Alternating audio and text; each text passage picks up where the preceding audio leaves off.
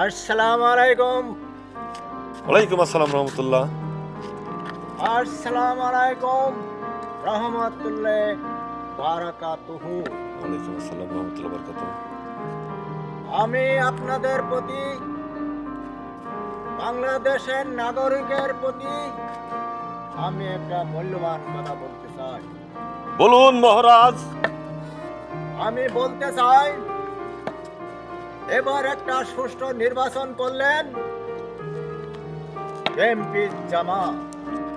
ঠিক। এনাদের প্রতি আমি আহ্বান করছি, দেশকে উন্নতির পথে এগিয়ে নিয়ে যাবেন। কেউ কারোর প্রতি প্রতিহিংসা করবেন না। দেশটি সুষ্ঠুভাবে পরিচালনা করবেন।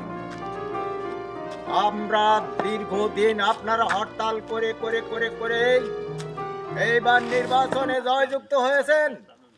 যদি আবার সেই পূর্বেরকার মতন সংগ্রাম চলে, হরতাল চলে ঢাকা শহরে, বড় বড় শহরে, তাহলে দেশ কিভাবে চলবে?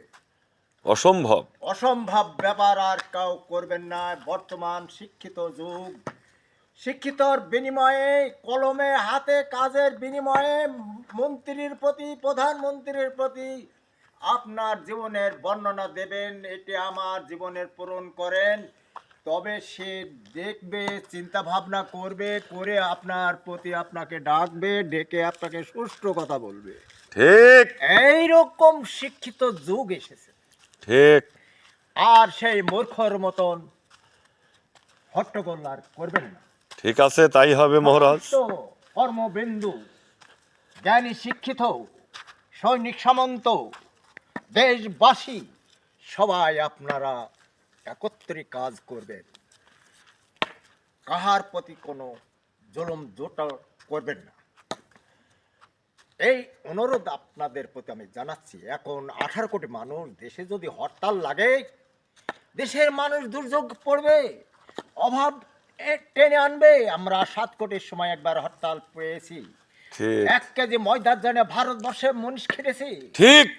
সে 1 কেজি ময়দার জন্য কত লাইন নিয়েছি, সেই কষ্টের কথা মনে পড়লে আমার, সেই কথাটা আপনাদের প্রতি আমি অনুরোধ করছি। এরকম দেশে আর কোনো হরতাল যেন না আসে। ঠিক। দেশে কোনো যেন খাদ্য সংকটে কেউ দুর্যোগের মধ্যে ফেলবেন না, ঠিক আছে। ফেলে নিয়ে যাবেন না, এটাই আমি অনুরোধ করছি। ঠিক আছে মহারাজ। এখন বড় বড় শিক্ষিত, হাতে কলমে বুঝিয়ে পড়িয়ে মানুষকে জ্ঞানের পথে এগিয়ে আনবেন, তাহলে দেশ চলবে। পার্শ্বে ভারতবর্ষ দীর্ঘ 50 বছরের মধ্যে এই দেশকে 100 টাকা পানি আপনার কোন সরকার এনে দিতে পারলেন না। ঠিক।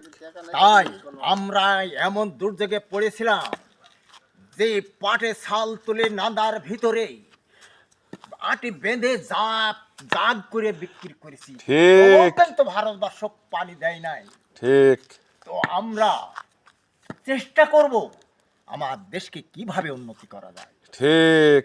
দেশের মাঝে মাঝে নদীতে বাঁধ দিয়ে থাকবো, ঠিক। নদীতে আমার পানি বোঝাই হয়ে থাকবে, খাল খনন করব, ঠিক। দেশের পানি আমাদের বরাদ্দ করতে হবে।